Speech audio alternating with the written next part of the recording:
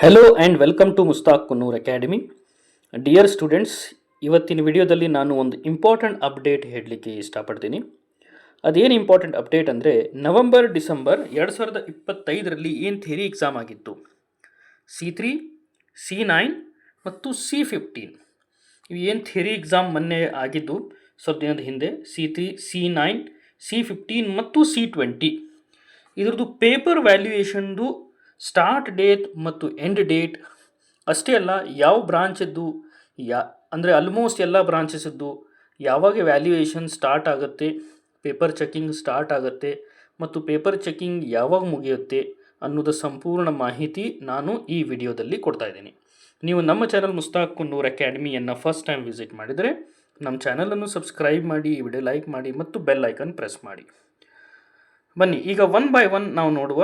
ಈ ಅಫಿಷಿಯಲ್ ಸರ್ಕ್ಯುಲರಲ್ಲಿ ನಾವು ನೋಡಬಹುದು, ನವೆಂಬರ್ ಡಿಸೆಂಬರ್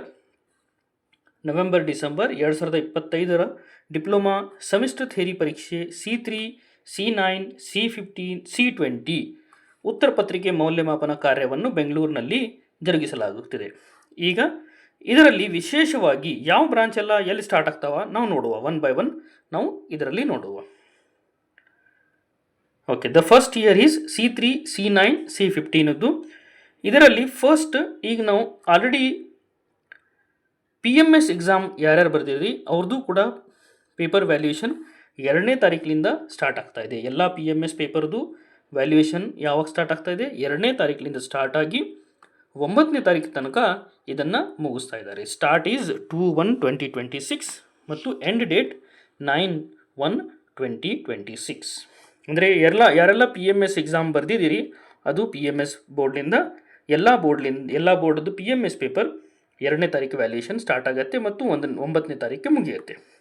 ಈಗ ಸೈನ್ಸ್ ಅದರಲ್ಲಿ ವಿಶೇಷವಾಗಿ C3, C9, C15, C20 ಇದರಲ್ಲಿ ಸೈನ್ಸ್ ಅಂದರೆ ಮ್ಯಾಥ್ಸ್ ಎಕ್ಸಾಮ್ಸನ್ನು ಏನು ಬರ್ದಿದ್ರಿ ನೀವು, ಮ್ಯಾಥಮೆಟಿಕ್ಸ್ ಆ ಮ್ಯಾಥ್ಸ್ ಎಕ್ಸಾಮ್ C20 ಮಾತ್ರ, C3, C9, C15 ಮತ್ತು C20 ಮಾತ್ರ.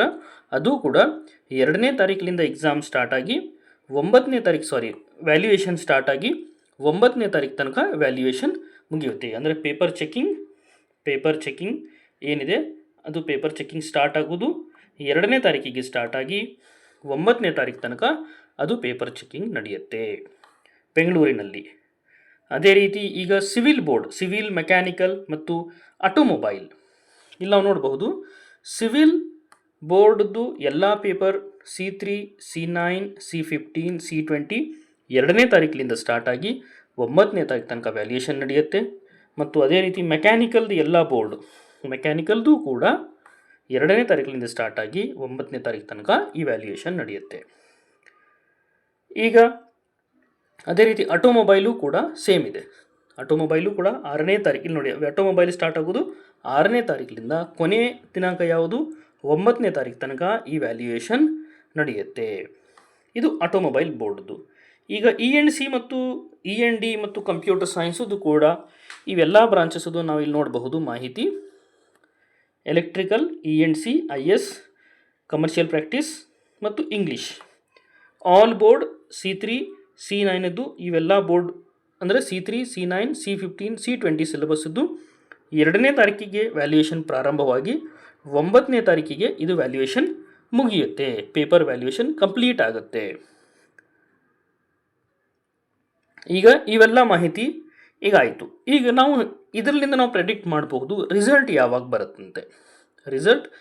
ಬರುತ್ತೆ. ಈಗ ನಾವು ನೋಡಬಹುದು 9ನೇ ತಾರೀಕಿಗೆ ಎಕ್ಸಾಮ್ ಮುಗಿಯುತ್ತಂದರೆ ಹೋಪ್ಫುಲಿ ಆಫ್ಟರ್ 10 days ಅಂದರೆ ಆಫ್ಟರ್ 20 Jan ರಿಸಲ್ಟ್ ಬರೋ ಪಾಸಿಬಿಲಿಟಿ ಇದೆ. ಯಾಕಂದರೆ ರಿಸಲ್ಟ್ ವ್ಯಾಲ್ಯೂಯೇಷನ್ ಮುಗಿದ ನಂತರ ಒಂದು ಬೋರ್ಡ್ ಮೀಟಿಂಗ್ ಆಗುತ್ತೆ. ಬೋರ್ಡ್ ಮೀಟಿಂಗ್ ಆದ ನಂತರ ಈ ರಿಸಲ್ಟನ್ನು ಡಿಸ್ಪ್ಲೇ ಮಾಡ್ತಾರೆ, BT ಲಿಂಕ್ಸಲ್ಲಿ ರಿಸಲ್ಟನ್ನು ಡಿಸ್ಪ್ಲೇ ಮಾಡ್ತಾರೆ. ಅಂದರೆ ನಾವು ಕನ್ಕ್ಲೂಷನ್ ಏನಂದರೆ, ಒಂದು ರಿಸಲ್ಟ್ ವ್ಯಾಲ್ಯೂಯೇಷನ್ ಮುಗಿದು ಪ್ಲಸ್ ಒಂದು 10 days ಆದ ನಂತರ ರಿಸಲ್ಟ್ ಬರುವ ಪಾಸಿಬಿಲಿಟಿ ಇದೆ. 20 ಜನವರಿ ಆಗ್ಬೋದು, ಆಫ್ಟರ್ 20 ಜಾನ್ ರಿಸಲ್ಟ್ ಬರುವ ಪಾಸಿಬಿಲಿಟಿ ಇದೆ. ಅಷ್ಟೇ ಅಲ್ಲ, ಮತ್ತು ನಿಮಗೆ diploma related any passing package, any subject passing package doubt ಇದ್ದರೂ ಕೂಡ ನೀವು ಕಮೆಂಟ್ ಬಾಕ್ಸಲ್ಲಿ ಕಮೆಂಟ್ ಹಾಕಿ ಹೇಳಿ. ನಾವು ಅದನ್ನು ಪಾಸಿಂಗ್ ಪ್ಯಾಕೇಜ್ ಪ್ರಿಪೇರ್ ಮಾಡಿ ನಿಮ್ಮ ಮುಂದೆ ಪ್ರೆಸೆಂಟ್ ಮಾಡ್ತೀವಿ. Thank you.